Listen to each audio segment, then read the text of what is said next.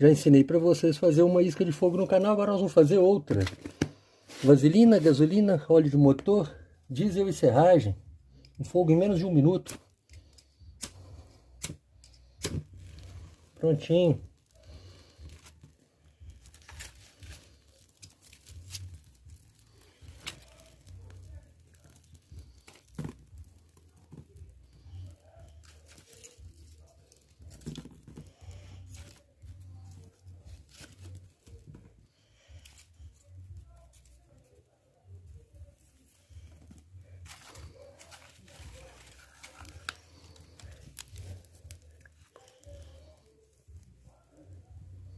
Eu já ensinei a fazer uma outra no canal, agora essa daí.